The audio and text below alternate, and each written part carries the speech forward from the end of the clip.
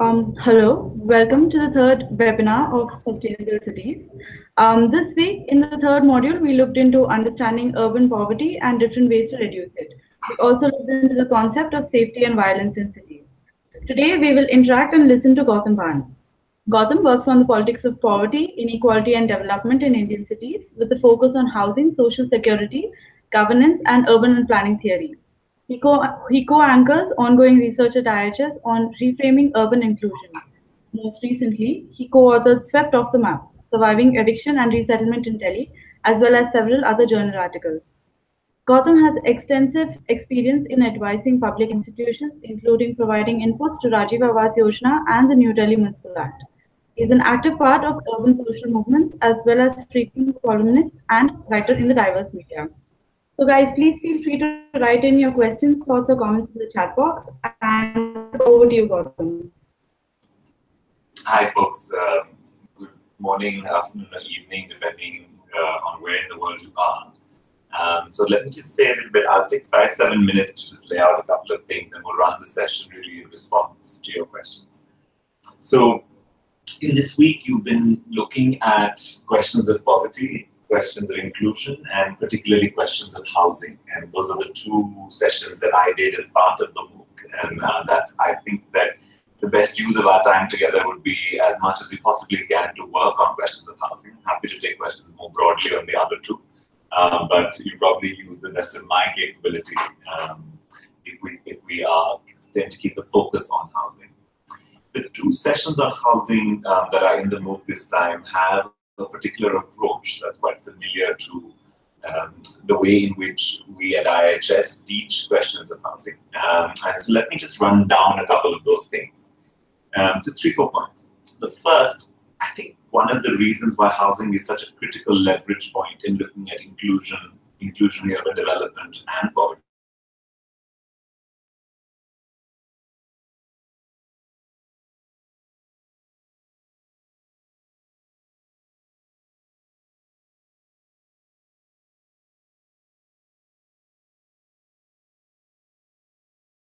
just a house or a dwelling unit, then actually you miss precisely what makes housing a critical part of a development pathway for any kind of household.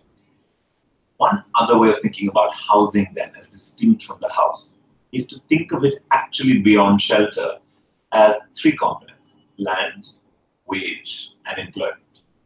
And the minute you think of housing as land, wage, and employment, it becomes an intersectional development field of different ways. It becomes ways to access land, to afford it, to rent it, to find it. So therefore, it becomes a study of the structure of land and housing markets, both spatial as well as structurally political economic. If you look at it as wage, it reminds you that housing as a material form reflects the demand and earning capacities of households who live in them. You can't just structure a housing market or understanding of housing saying to each that they can afford, because the consequences of exclusion from housing for development are too severe. Which means housing is a very peculiar kind of thing, which is both a commodity and a public good. It's both a right and a sort of item that is traded in demand and supply. And this duality of something being both a commodity and a basic need is actually defines the difficulty of holding onto housing. Because on one end, housing reaches into what is called real estate.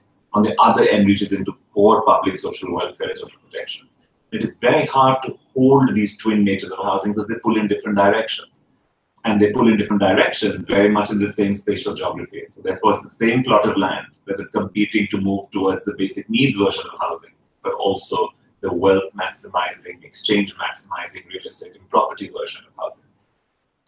And the third part is the question of employment. I picked employment out of many other things you can pick at that space. But I pick employment principally because from the experience of Indian cities, this is true of most cities, but it's true particularly of cities of the Global South, people come to cities for work. They don't come to cities for housing. So they don't come to cities in order to find an adequate housing unit. What this means, that's very important, is that people will choose what we would consider inadequate housing in order to be proximate to employment. Which means it's not just a question of thinking of quote-unquote the slum, a word that that I do not use, but informal settlements as reflections of the economic impoverishment of households. It's not true. It's not just that poor built environments happen basically because you are unable to afford any others.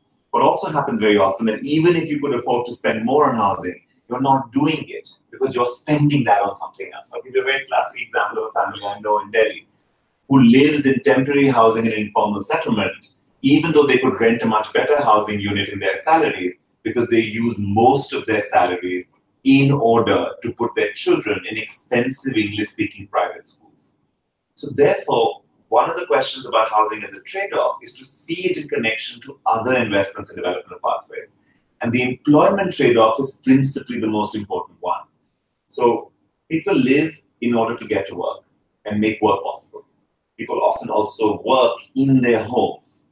And therefore, the two connections that you have between housing and employment is that if where housing is located breaks the link with employment, that housing will remain unused. A classic example, and we can talk more about this, is any housing policy that builds new affordable housing in the peripheries of cities and not in central locations near employment. The second part is that if we don't recognize that housing is very often, and particularly for the urban poor, a space of work, then we misrecognize it only as shelter. So when you think of housing as land, wage, and employment, it makes a very different part actually to think about what it is we talk about when we talk about housing. And we don't talk about housing units, 25 square meters, 30 square meters, 300 square feet, 900 square feet. Gautam, can I just interrupt you for a minute? I think you've minimized your screen because we can't see you at the moment. Have you minimized your screen by any chance? No, I can see myself on my screen, and it is pretty. I don't know. Sorry, we'll look at it from our end. You can continue. Okay, folks can hear it, right? So that's the more important. Okay, so when we're thinking about this, so the question that we're asking then is to think about the ideas of housing in these three frames that I gave in the lecture: affordability, which is the structure of the housing market; adequacy, which is that narrow part of housing as an actual unit that has to have a certain material strength; and viability, which is the part about wage and employment, which is viable housing is housing that is located in ways and designed in ways that makes its connections with employment possible, whether through transport, whether through location. And it is the triad of these three, affordable, adequate, and viable, that actually makes the house into housing. Now, this becomes really important for us as practitioners because to improve the affordability of housing, you act in certain ways. To improve its adequacy, you act in certain ways. To improve its viability, you act in certain ways. Right? And I think that it's important, and as we can discuss, when we think about ways to improve housing, not all of them require the production of more housing units. That's not what it's about. That housing can actually improve through multiple different ways. Better transport-led development, better inclusive planning and the using of zoning to structure land markets, better connections between employer-based housing and its location and mandates.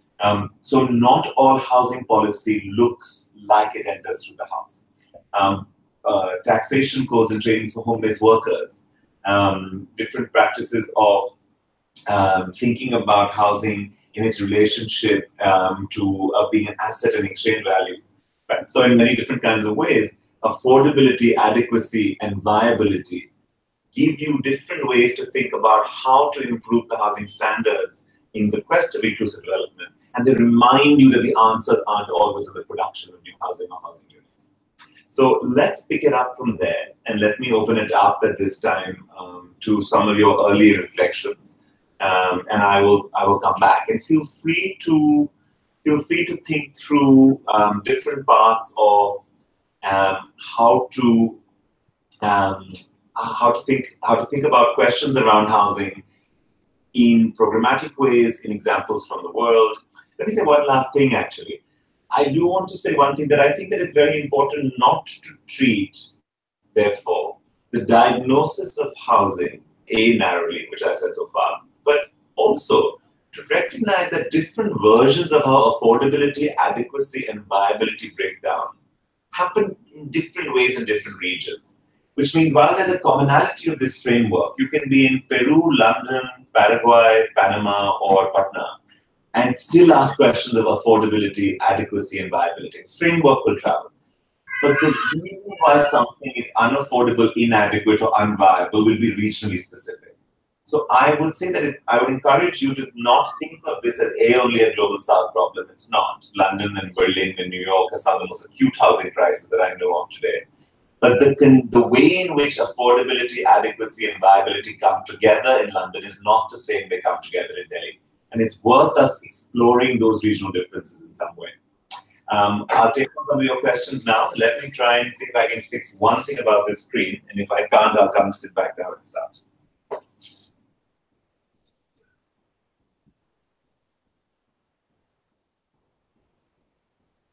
Should I read out the question? Okay. Did that fix the screen problem? Can you guys see me now?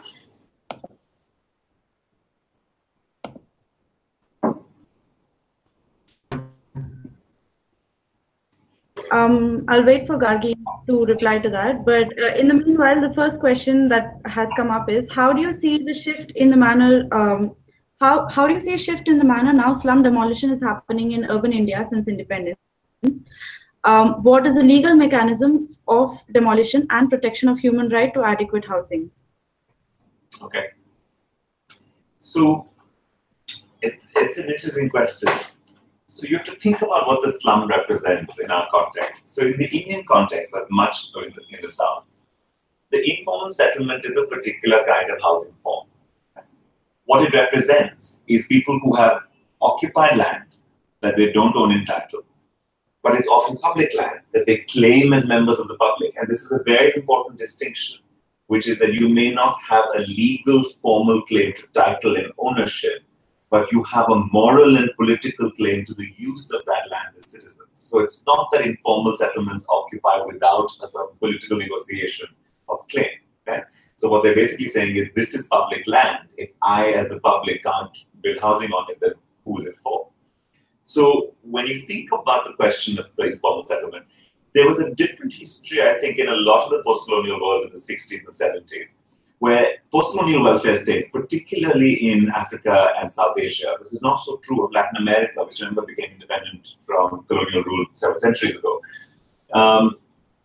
had a kind of strange political negotiation with the quote-unquote slum, which was an acknowledgement that that the state should be providing this housing, was unable to provide the housing, and therefore people were auto-constructing, self-building that housing where they could. And the states very often across these post-colonial countries did a kind of game with these settlements. Never gave so many rights so that their claims would be consolidated into law, but never also pushed them too far so that they would leave the city. Because remember, it is the labor of these residents that runs our economy. And so you got this kind of middling liminal status where for over 20 years you could have informal settlements that had public services. They had water, they had sanitation, they had voter cards, they had IDs, but they didn't have recognition of tenure. And so they would have this joint kind of recognition as well as invisibilization that happened. And every time the political current changed, the terms of this negotiation changed. So what seems to have happened in India, and I think this is true of many places in the last 20 years since 1990, is that as the political economy of the city has changed, as the land markets have developed, as the ground literally underneath the feet of the urban poor has become more valuable, the state has increasingly refused to look away. It has refused to look away and keep that negotiation that it itself had set up. So I want to make very clear that if we're going to think about the growth of informal settlements, we have to think about the role of both the state as well as residents in building them. This is not there's a saying in Hindi that you can't clap with one hand. And I think that there is a way in which one understands that we have to think about how to treat these claims to housing. And over the last 20 years, the shift that has happened is that the space of negotiation has lessened. And what you're seeing then is an increasing set of evictions around the world. And these are coming from new paradigms of what developed and new cities look like. So while we're thinking about affordable housing, we think about it in the peripheries of cities. We don't think about it where people are and where they have built housing. And remember my point about viability and the link and proximity to employment as the primary determinant of housing, not the quality of the structure. And so therefore in India, and I think in many other places, you have seen a real decline in housing rights because these previous negotiations have stepped away. And I think this has had hugely deleterious impacts in the way in which many people have negotiated housing. And I think that's something to think about very, very seriously. Legally, this is the problem. Legally, the problem is the court cannot negotiate the way the government can negotiate. Right? The government will look the other way. But if you go to a court, the court simply has to say, if it's not your land, you can't be on it. But even our courts, for a long time, have tried many ways to find ways to say, look, if you've been here for 15 years or 17 years, you have some claims. You at least have a right to rehabilitation. So I think we're in a complex place. But fundamentally, what seems to have happened with slum displacement is very much that we have a paradigm in which our negotiation with a certain set of our own citizens who aren't rich enough to enter the formal housing market have broken. I think it's a change of citizenship, and it represents one of our strongest challenges for housing rights. Vinita, can we pick up the second question? Yes. So the second question is from Ahmed. Yeah. How can housing fit the bare minimum standards of safety and sustainability in lower developed countries, as the rate of spending is much faster than the earning? So if you mean the rate of spending by households, then earning, that's not quite true. So savings rates in low-income communities tend to be very high. But what you do find very much in terms of the space is that what low-income families are not able to do is that they are not able to economically manage their finances in response to welfare shocks, because there is no floor under them. So typically, there are 4 kinds of shocks that are very powerful. Weddings, deaths, 1 episode of hospitalization or illness, and occupational injury. So some kind of accident that prevents you from earning. And these 4 shocks are actually what undoes a lot of households.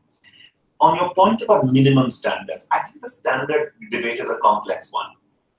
The debate is this: would you deny someone existing housing that they are in, which let's all agree is inadequate, if the option was not better housing but homelessness?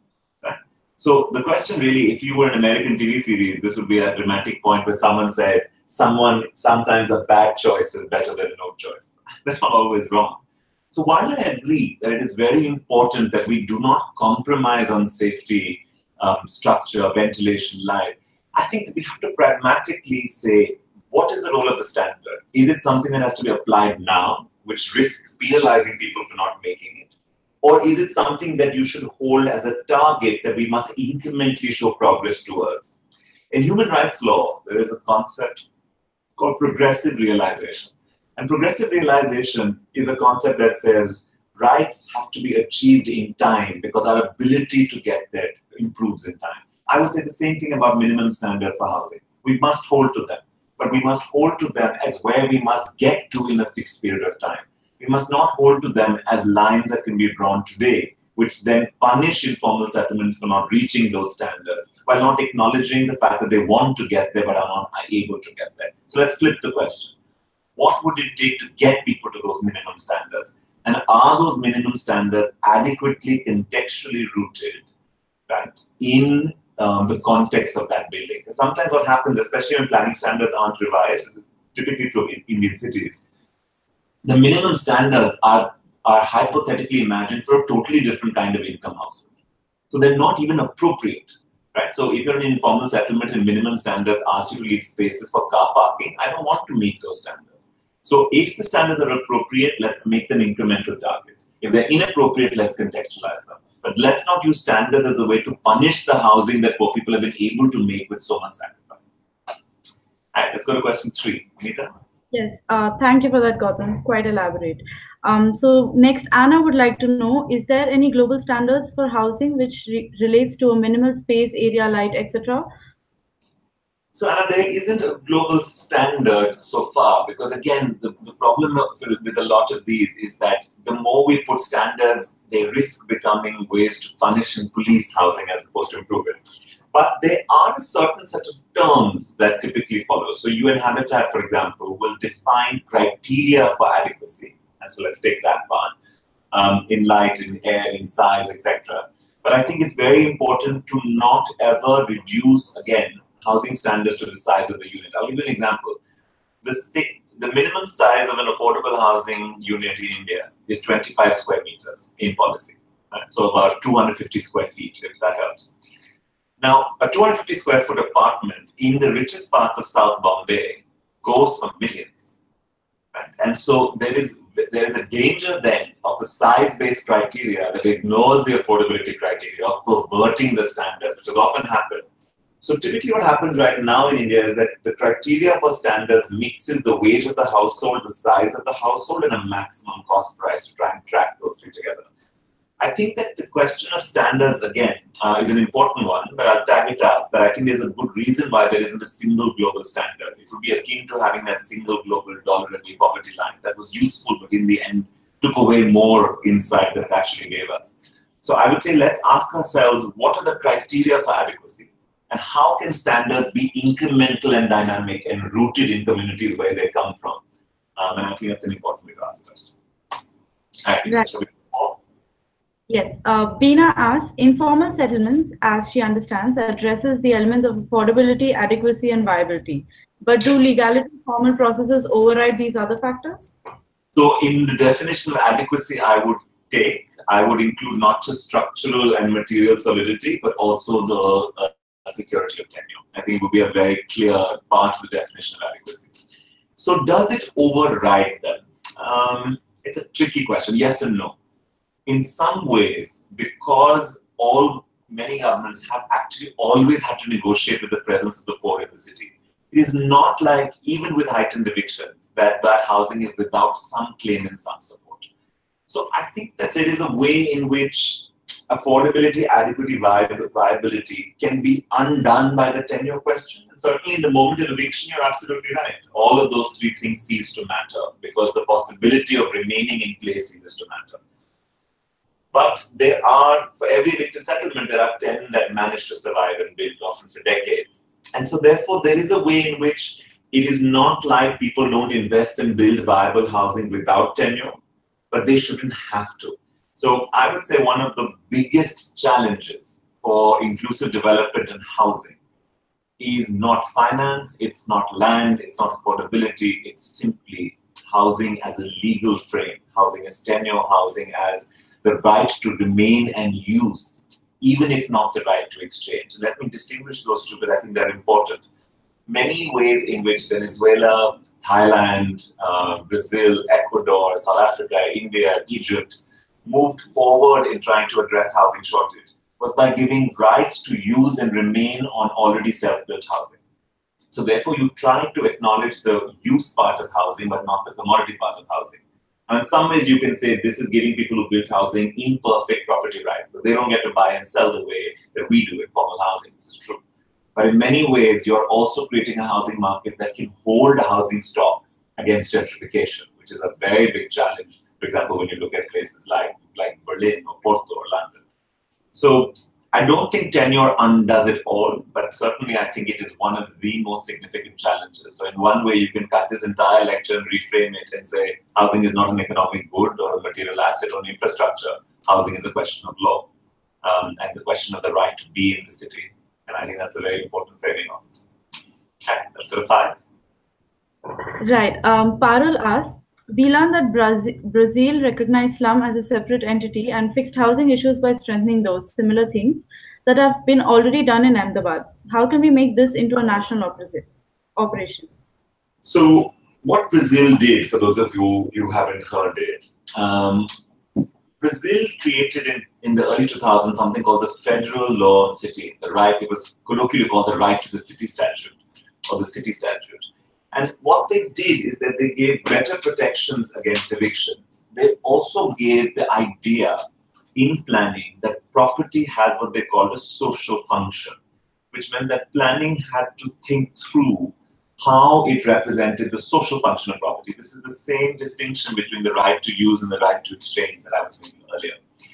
I think, and what Brazil was able to then do was to ask cities all over the country to rework their master plans through participatory processes that would then reflect this, and to use a particular zoning category called the Zone of Special Social Importance, Portuguese abbreviation is ZEIS, which would allow, in a way, the protection of tenure of informal settlements, or favelas as they are called in Brazil, or in Rio at least. The verdict on that law, actually, Parul, I have to say, is mixed. There are many Brazilians who say it certainly strengthened the fight against eviction and consolidated the next step of incremental tenure. There are others who say that the law has really not been able to break. And remember, Brazilian cities are some of the most unequal in the world. And if you see their urban forms, there are questions on whether this law has been able to actually really make that kind of dent. But certainly it has introduced a governance mechanism of the recognition of use rights and tenure that I think has held them in good stead compared to India. I want to make one distinct point in the Ahmedabad case. Ahmedabad did not give tenure rights. Ahmedabad, in the slum networking program, gave what was called a no eviction guarantee. But a no eviction guarantee was an oral pronouncement by the government. And so it's important to make that distinction. And they did it for 44 communities. And it's important, I think, that in Gujarat itself, they were never able to replicate that experiment outside Ahmedabad. They were never able to take it to other cities in Gujarat. So I would say there's a big difference between the Ahmedabad and Brazil models, partly because of their scale. But I think that the Indian example worth looking at where they have done this is Odisha. And Odisha, which is a state in the eastern part of India, recently announced land rights, use rights, I go back to this again, the right to remain and use, but inherit, but not sell, to all quote-unquote slum dwellers in the state. So 200,000 households, one policy move, and land rights. And that's just coming out into play this month. And I think that's the experiment that all of us have to follow. So I think the question of scaling is really coming in. The other place, Parul, I would look is Thailand's example of Bhan, the national upgrading program that found cooperative titling as the correct way to do it. And I'm giving you these examples because I want us to ask ourselves quite seriously the question, which is, when you upgrade housing or protect tenure, how do you prevent the housing market from quickly gentrifying and displacing all its original residents by giving multiple offers into that space? So cooperative titling in Thailand was a way to upgrade a settlement but not let it quickly enter the housing market, because you need to protect those households for a period of time so that they can build up their economic capacity to be in that market. And I think that's an important distinction. All right, Vinita, let's go next. Vignesh would like to know, considering the Rent Control Act, does it really play an effective role in regulating affordability of rental housing in Indian cities? So let me separate the idea of rent stabilization and rent control from this particular 1940s Rent Act in India, because I think the Rent Act often confuses the issue, because as a legislation, it has many things wrong with it that are particular to it as an act, but not necessarily to the idea of rent control. So let me speak about why you would do rent control and why it may be an idea that many cities have to consider. One of the most effective cities that are taking on questions of rent stabilization today, will surprise you, is Berlin. It's not cities in the south, it's actually cities in the north, because gentrification and changing land markets are creating deep segregations in European and North American cities, precisely because you do what is called market-induced displacement, not eviction-induced displacement, because rising rents basically push residents out into the peripheries. Berlin has now introduced rent caps for large neighborhoods designated as inclusive and affordable housing zones in the city. Now, this is something that in many places, economists of a certain stripe would rile against. It's interference in the market, it is control over demand and supply, but it is precisely a market mechanism to structure the rent market to ensure the availability of rental housing at a certain income level. That is exactly the thinking behind rent control. Now, the issue is, when you're going to structure the market in this way, you have to have the capability to do it dynamically. You have to have the ability to respond to market signals. You have to have the ability to constantly revise and readjust that gap, because the market is not sitting still. The problem with the Rent Control Act is not that in principle rent control is a bad idea. The problem is that if you do a Rent Control Act in the 40s and 50s and then have no revision or amendments of rents or recalibration of those neighborhoods as the city is changing, the issue is your inability to govern a rent control mechanism correctly, not the mechanism itself. So I would say that rental housing is one of the most central and global policy levers to create affordable housing. It is the leverage for migrants, it is the leverage for homeowners, it is the leverage for long-term residents, especially in European cities, where you do have social security systems that make renting and not owning a viable long-term, lifelong strategy. But rental markets need an even stronger regulation, particularly in rapidly growing cities. And that dynamic regulation is very, very important. Let me give you a parallel example. In transport planning, you think of an idea of congestion pricing. No one would put a congestion price and leave it for 10 years. Congestion pricing in cities like Singapore is changed every half an hour. Right? Rental pricing needs dynamic governance, but some sort of regulation that creates affordability of rental income at the lower end of the spectrum requires regulation. So let's ask the best part of your question, which is what form of rent stabilization or the direction of rent, whether it's a voucher system from the American cities or government subsidized rental in Latin American cities, or rent caps and stabilization in Berlin. What are these models of rental stabilization that prevent and keep a market near an equilibrium where the exclusions aren't too high? I would ask it that way. Happy. Next question. So Nirja asks, housing construction is governed by government regulations. What is a way for commoners like us to influence government rules? Well, you know, in the end of the day, at least in democratic contexts, notionally, commoners like us are the only people who are supposed to influence government rules. So I think that there are many ways in thinking about how to improve building. And I think it depends on what practice you come from.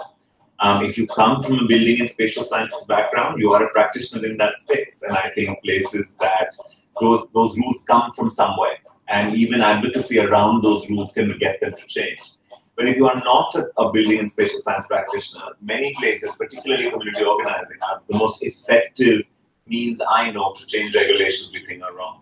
If you're an academic, then researchers showing what the impact of improper regulations are, that research is exactly what makes the governments change their mind. So in multiple ways, the question I would ask is, given your practice and your location, what part of your practice can be part of creating the situation, let's call them the conditions of possibility, where those rules you don't like can change? You know, you can do it as a journalist, as an architect, as a resident, as an organizer, as a teacher, and as an academic. So whichever way there is, think about your pathway to that. But unless we, across our practices, create the conditions of possibility and the evidence for that change is not going to come. Next question. Right. So Gisep from Melbourne asks, what about the rise in an unsustainable land and land property speculation market, typical of fast-growing economy as a result of demographic growing rate? I think that's the question of housing in those economies is precisely the question that I was raising earlier of regulation. So markets don't just exist. Markets are created. This is the work of Carl Polanyi, this is the work of economists across the stripe, whatever your assumptions are. It's not an ideological position. It is a question of every market is structured to allow certain things and not, to incentivize and to penalize, to balance, to push, to locate, right? And particularly in land and housing markets, there are spatial tools like planning, there are fiscal tools like tax, and then there are political and regulatory tools that come out of rights-based legislation. So South Africa, in its constitution, has a right to housing written into the constitution that requires you to create spatial policies that can further that right to housing. Otherwise, you can be taken to the constitutional court. Brazil has the right to city statute. So every city has a mix of policy and right. There is a distinction between a policy and a right. But I think that it's important for you to think through. So I would say the question we have to ask is, what are good examples of the way in which rapidly expanding markets have been regulated in order to push us towards more affordability, adequacy, and viability? I would direct you to 2 or 3 good examples. What Brazil was successful in, even though they struggled to really get the full impact of their right to the city statute, they were very successful in their vacancy tax. And what they did their vacancy tax is, if you have property that you are speculating, which means you are holding it but not using it, waiting for the land or the apartment price to rise, you were taxed at an extraordinarily high percentage of the market value of the flat. So basically it made it too expensive for you to hold a vacant property. So at the very least, you would rent it out, which improves stock in the vacant market. I would look at Spain, which has the strongest inclusionary zoning law for its economies, which is that every new private development in certain zones of the city has to reserve 50% of all units for affordable housing. And 50% of all units by law in a private development, not on public land, not by public developer, not by government. I would look at the Thailand model that basically took large amounts of public land and dedicated them to low-income housing for the National Housing Upgrading Program. And I think in many places it was the restructuring of the land market that did so.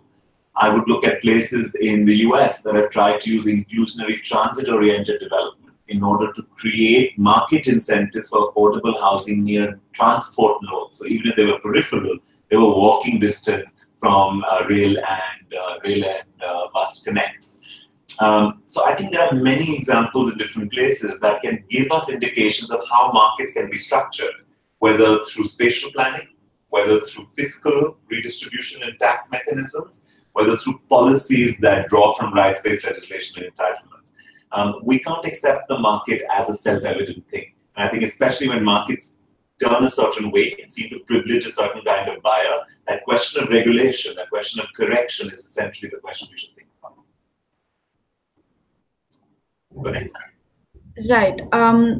Anthony asks from Sudan, an emerging problem in South Sudan is that cities are developing very fast, and yet low-income earning owners in cities cannot afford to build decent housing, yet they cannot even let go of land. What could be a possible way of approaching the solution to this problem? This is a tough one. I think especially in the expansion of cities, one of the questions that we've got to ask is, I don't think that, say in Sudan and many other governments like it, there is the ability or capacity right now to build large-scale housing units at affordable levels. I think that when I look back and think about the kind of schemes that have worked in similar country contexts over time, almost every one of them is what used to be called in the 80s sites and services, which is really the cutting of plots, even if they're peripheral today, where people can incrementally build housing of their own over time. So the government's job is not a housing provider, but an infrastructure and service provider, which it should be doing anyways in municipal areas. And the ability to get and work through plot-based and sites and services schemes is, I think, the best option. But I have to be frank with you, in all of these situations, it is political struggle that has actually gotten the government to be able to agree to sites and service schemes, because it does take land off their market. But I think that question has to be asked. What are the correct forms of political pressure that can be applied to which range of actors, from movements to international organizations, to start thinking about sites and services models for cities like in Sudan? I think the World Bank is in a very interesting place, because they, for a long time, had turned their back on sites and services, but recently have actually re-endorsed them as a solution for rapidly emerging developing economy contexts. So therefore are saying that it is an excellent part of urban development strategy, even if you want to have high rates of economic growth. So I think there are some unlikely voices that are coalescing on certain ideas about giving people tenured access to viable land locations. But I will say, I don't mean to be cynical, but I will say that I have never seen it in many contexts happen without at least some threshold of political struggle that makes governments be responsive to the question of land allocation for affordable housing. Right. Nikki says, affordability is key to achievement of Goal 11. In growth economies, affordability becomes increasingly elusive to the marginalized, low or no income in the society. Is growth at odds with affordability? Sorry, will you say the last part of that question again? So she's asking if growth is at odds with affordability. You guys are asking me every canonical question of the debates of economic theory. This is right in the middle of Piketty versus everyone else. Look, I think it's a tricky question. I think the question is how you would understand what you mean by growth. Piketty would say that the composition of capital or labor ratios historically in growth would answer pretty much that for this century you'd be right, that the forms of growth we've been seeing are not capable of ensuring further affordability. But he would be right in a macro structural level, which doesn't mean that regionally in particular places or particular markets that it is impossible to do so. And you do see examples of that.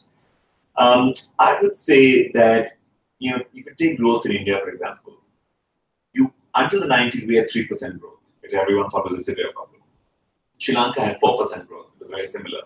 We now have 8% growth. Sri Lanka still has 4% growth. But their housing and affordability and human development indicators have risen much faster than ours. So the main question in growth is actually about its nature, its relationship to production and employment. The Indian growth story, for example, struggles because 60% of our GDP now comes from cities, even though 60% of our people still live in rural areas, which means that you have large-scale unemployment in areas that contribute less to the GDP. And the reason this is important is because when you're a government, if 60% of your money is coming from one place, you want to invest in it. But 60% of your people are in another place where if you invest more, you're not going to get anything back. And so you have a quandary of this structural disjunct in the economy, that productivity is coming where people are not. And the second big part of this problem is that 60% of GDP that is coming from urban areas is largely coming from high-skilled output real estate and services. And therefore, it is high growth, low employment. And so I think that if I would reframe your question and ask, what is the connection between the form of growth and its ability and impact on employment? One measure. So many sectors have different kinds. For example, IT is high growth, low employment. Construction very often is medium growth, high employment. Right? Agriculture is low growth, high employment. And I think this combination, this perspective, helps you disentangle growth, and then it explains why some forms of growth are compatible with affordability and others aren't. Right. Thank you, Gautam. That was really good. And just heads up, there are a lot of questions coming in. So quickly on to the next one. Pina asks, is there any study that looks... Tell me to be briefer in a such a way. I will try. So Beena is asking, is there any study that looks at what is the impact of land title versus housing right on the behavior and investment patterns of the low-income households? Yes, it's a very good question. There are very good studies on this. Please look at the work of the studies of SDI, Slum Development International. If you have access to journals, and the journal Environment and Urbanization has a recent issue entirely on housing and low-income community finance. There is also very good work in Peru, where the original theory of tenure and investment was given by a gentleman called Hernando de Soto, who became very popular in the middle. And basically his argument was that if you give titling, it will unleash credit and finance markets. So he said the poor were sitting on dead capital that could be activated for a win-win situation for economic development and household gain. But what actually the studies of Peru where he made the argument from have shown that titling did not turn into larger formal finance credit, and that households without those formal titles were anyways investing in the same thing that loans. So what, in my experience in our own research here has shown, and I was actually just looking at research numbers on this morning, is that it is clear that when there is a higher perceived security of tenure, there is both more formal finance and both more investment by households. What is not clear is what perceived security of tenure looks like, and whether you need formal titling, collective titling, a no eviction guarantee, a spoken word, a written law, a license. What form of tenure leads to high perceptions of security of tenure? I've seen informal settlements in Delhi where I live that don't have a piece of paper in their hands but have no fear of eviction. And I see many other settlements that have lots of documents and years of proof and constantly fear of eviction and have been evicted. So I would say that the link between investment and perceived security of tenure, absolutely solid in the research. The form of what gives perceived security, not so clear. Right. Based on what we've discussed so far, Anna has another question, and she would like to know if you know of any cities that have used policies to apply towards social production of habitat. Yeah, I think many people in different places have tried this. I think that if you, I would look very much in the best contemporary example I would look at is Bangkok, where the national upgrading scheme I referred to earlier. So it's called Bhan Mangkong. Bhan, B-A-A-N, is house in Thai, and Mangkong is secure. So it meant a secure house. And it was one of the first examples of Venezuela as the other country. The national upgrading programs basically had policy directives that combined social security schemes with material upgrading of housing environments. And it was the combination of the two that led to the social production of habitat. So it started with tenure security, then went to household-based social protection, and then to material improvement of housing. That order is very important. Brazil tried to do this in some way with Minha Casa Minha Vida, My House, My Life. But the reviews on that are really quite mixed, because what it's tended to do is because a lot of it was loans for new housing, that social production didn't quite pass the viability test, because you ended up having a lot of housing production, but it was deeply peripheral and then cut from employment. So it's actually led to a kind of segregated landscape in many Brazilian cities that now many people are criticizing. So it's a more mid example, but and I would also look at the South African program, where a mix of state-based social grants intersect with housing grants. And again, it's the combination of the two that help adequacy and viability happen. But South African cities have particularly struggled with being able to provide public housing, but provide it in deeply peripheral locations.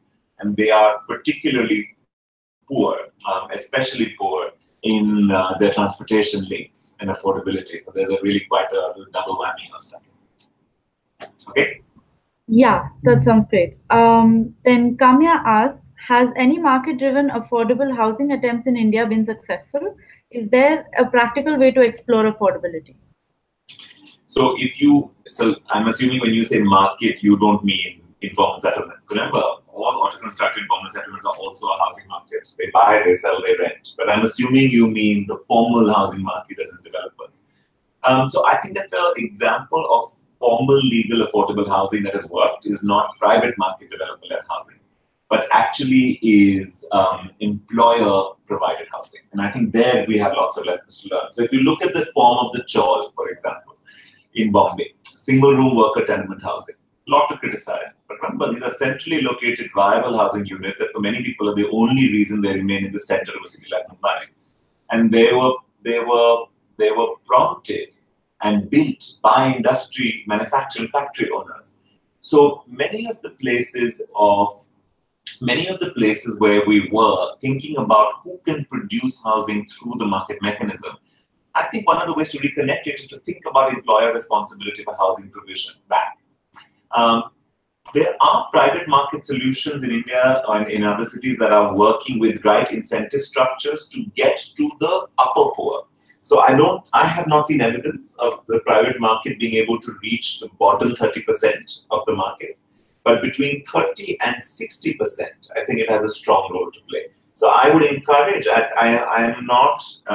think it is important to, I think it is important in many ways to think about the possibilities and potentials of housing. But I would, in many ways, not. I would be careful about the limits of how deep the private developer can go. So, as a rule of thumb, I would check the bottom 30%. There's a very simple way to do this. Take the income distribution by decile of your urban population. Multiply every annual income by 5. So 1:5 ratio. Because the house you can afford, either through a loan or purchase, is 5 times your annual income. So if you take that logic, you'll get a demand spectrum. You get a sense of what people can afford. And then you get a sense of what the overall house price should be. And then you'll know very quickly how deep the market can go.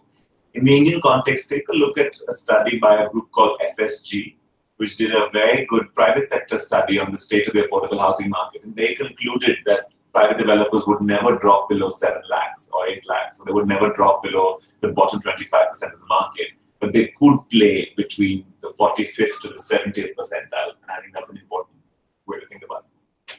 Yeah. Yes. Amit would like to know if PMAY is a feasible approach to providing housing to below poverty line population.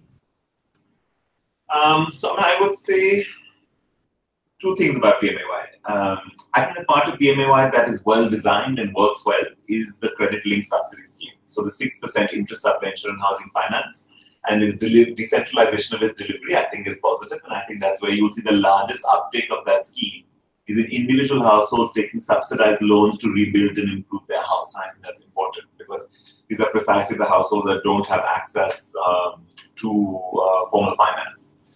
Where I think that the scheme has made is not quite as well designed as it should have been, is that it lays too much emphasis on public-private partnerships to build vertical-style ground plus 3, ground plus 5, 25 square meter houses. It doesn't allow enough for incremental upgrading at the settlement level, which the Rajiv Awas Yojana used to. I think the MOI will struggle because of this. Because I think outside the big cities, you don't have the possibilities of developers doing PPP. I mean, in Bombay, they'll line up. In Bangalore, they'll line up. They won't even line up in Mysore, let alone a small town like Davangere, which is not even that small in Karnataka. So I think that PMAY will struggle, and I hope we think some of its models to make a much larger set of improvements expand is possible without building new units. I also think the second part of PMAY that puzzles me is that its definition of economically weaker section and low-income group housing, so it's the poor, the income limits were tripled. So it used to be 100,000 rupees a year and 200,000 rupees a year. It is now 300 and 600,000. And I haven't seen any evidence in wages to suggest that we should be changing. It's like tripling the poverty line. So it means that a lot more people are included that can take advantage of the policy that aren't necessarily the people who need it the most. And I think that wage threshold change unsettles me. Yeah, wait. Right. Craig from Melbourne asks that he's rebuilt most of his house after purchasing it about 20 years ago. Although he's not a slum dweller, he's definitely an auto constructor. Do you think auto construction could be mainstreamed as a way to overcome poverty and housing deficit? If so, how can government programs and policy promote it? So absolutely, and thank you very much for asking this question. I think it's very important for us to not confuse auto construction with the slum, which is why I've been avoiding the word and air quoting it the entire time, because I think it deeply underplays how widespread auto construction is as a market, as an activity, and as a reliable activity at scale where people can lead their own housing development. Because my imagination is when you built your house in Melbourne over 20 years, you also did it when you could afford to do it. So you matched your housing improvement with the changes in your wage cycle that allowed those and supplemented them and then spun them forward. So I think that auto construction has to, so in the global south, there's actually a long tradition of this. It's the global north that should actually take it up a bit more seriously. Because, so for example, India's big rural housing scheme is entirely based on this principle. You are given money and you incrementally build your house on your own pace. So I think that in many ways, in the north, we have to think of ways. Now, typically what northern cities have done, they have used fiscal mechanisms to do this indirectly. Tax cuts, benefits for home ownership, subsidies, incentives. So basically they subsidize you to own your house, thinking that will unleash your investment in it. But what they don't do is really aid the skill and capacity to be able to do so. I also think that new auto construction, especially in the north, is vital for the new sustainable transition. If you're going to look at households that want to go off the grid, to become waste neutral, to change their relationship to energy and ecology, you're going to need substantial modification that will only scale if it is led by house owners themselves. So I think we have to think about capacity. I think we have to think about access to knowledge for these kinds of changes. I think we have to set up incentives where if you get your house to a certain point, the city rewards you for doing the maintenance work, infrastructure work, energy off-grid work that it should have been doing. So I think the lesson to learn here is from the way in which cities around the world today support and encourage individual homeowners to get solar panels and then get off the main electricity grid, and then the city then pays you for the power you generate in feedback. I think those are the kinds of mechanisms that we should think about for auto construction as well. And yeah. Based on what you just said, Riaz would like to know if self-built housing is an option in India today. Self-built housing is the only reality in India today. It's hardly an option. It is actually the way almost all of our built environment, rural and urban, has been built. The problem is we don't recognize it, we don't back it, and very often we criminalize it. Because the land to do self-built housing is very often in your hands. So I think we have to, our biggest problem in Indian housing, but I don't want to make this too India-centric, but our biggest problem in India in housing policy is that we still pretend that planners and architects and engineers build housing. They don't. The majority of Indian housing is built by people, and is built by people while they live in that housing. The sooner we recognize that, and the sooner we shift our housing policy to encourage that, like Greg was saying for Melbourne, we will make big leaps in our housing practice. Right. Manuel from Mexico asks, in transit-oriented developments, how does one prioritize the share of affordable housing to ensure effective reduction of emissions and also not majorly affect the affordability in long run? Yeah, so Manuel, these are good questions. So what has been used for transit-oriented development for affordability is a mix of two things. It's zoning along transport corridors. And so, for example, Ahmedabad uses 500 meters on either side of the new city ring road, so that the affordable housing is also distributed, mixed with other incomes, or is close to transit nodes. It's increasing flow permission in heights and densities around transport nodes. So you allow people to build up near a train station. In many places, combining inclusionary zoning with transport node location helps you get the best of both. And remember, a lot of TOD is also about industry and employment relocation, especially in new corridors of growth. So the idea of TOD is to combine your zoning powers with your transport powers that can make locations viable. The difficulty is in the protection of those zones long term. And honestly, no one has a real answer to this. And this is why a lot of housing policy dynamically just continues to respond to different ways. Like Berlin's note of the rent stabilization is them responding to the protections they put in 30 years ago that made things affordable and then made them gentrified, right? So it is that dynamic regulation that you are left with, because you cannot indefinitely ever do any kind of TOD design at a neighborhood or region level that where the prices will remain constant and not gentrify. It's just not going to do it, because either they will drop through stagnation, you have Detroit, or they will rise through expansionary growth, you have Mumbai or Shanghai. That one will have to enter correctively at periodic cycles, typically 5 to 7 years, in order to adjust against a dynamically regulating market. And what you'll find is that in the same places where you were trying to boost demand by doing better TOD, is places where you will now try to contain demand by doing rent stabilization, caps, and giving affordable housing credits. And I think China is a very classic example of this. China spent 10 years trying to boost demand through construction and housing markets. And now its entire housing policy for the last 2 years is based on ways to what they call cool the market, to contain it, to push it, pull it back. So think of that as a dynamic space, not say, let's create things that won't gentrify. No such thing exists. But how do you continuously respond to adjust the equilibrium of the way in which your housing fits into a changing market? Yeah. Hey, next question.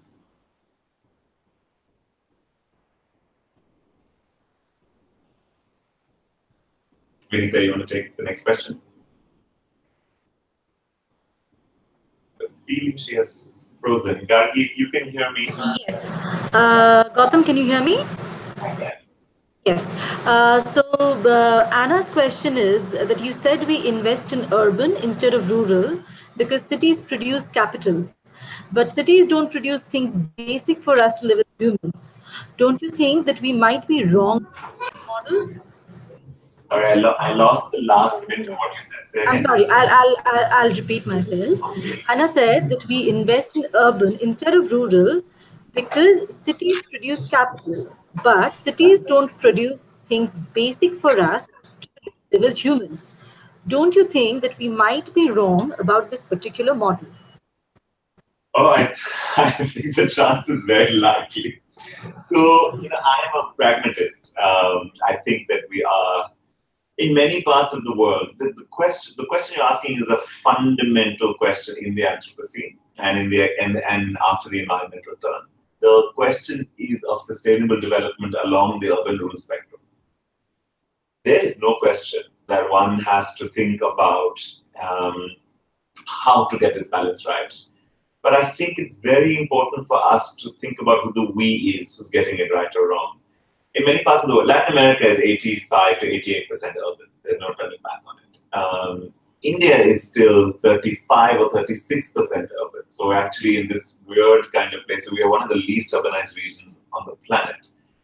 And the question of whether one should actually back urbanization or urbanization of what kind, in some ways is an important question, in some way is a moot question, because what is driven around the question of urbanization is not just distress, but also aspiration. And there are many ways. For example, in a place like India, you cannot stop people from coming to the cities. And what's happened in megacities in India for some time now is that migration is not the largest driver of growth, but natural growth is, which means even if every person stopped coming to our cities tomorrow, we would still continue to grow for a generation at paces where we have to take it seriously. So I think that we absolutely have to challenge the orthodoxy that urbanization is good, is modern, is best, it's efficient. I don't think it is. I think that the ecological crisis we're in is pushing us to really think about the balance between the urban and the rural again. I think many places are going to rethink the question of the region as an effective question as opposed to the urban and the rural, and I think those are all necessary. But I also think that there are some very strong dynamics and inertia flows that we cannot ignore. In some ways, for much of the planet, the ship has sailed on urbanization. So we are perhaps located to think of questions on what kind of character this urbanization should have. What does it mean to have cities that grow food, for example? What kind of character can it have for dispersal? How do we think about questions of global redistribution of impact? How do we think about loads and all those kinds of things? So I think in many ways this is a very, very tricky question because we absolutely must rethink the role of the urban in the larger system. But the pathway inertias are so strong that I don't want it to be an idle speculation. So you've got me at the edge of my knowledge, but I think the question is very, very powerful. So guys, Garki or Vinita, whoever is... Yeah, sorry, we've been having really bad technical difficulties. It's very unfortunate. But since we're out of time now, and that was the last question, thank you so much, Gautam, for being so patient with all the questions. And thank you guys for posting in really engaging questions. If you still have some more questions that you would like to interact with Gautam or with us, please post on the discussion forum. Alternatively, you could also write to us at cities@sdgacademy.org. And good evening, guys. Thank you so much for your participation. See you again next webinar. Guys, have good days wherever you are.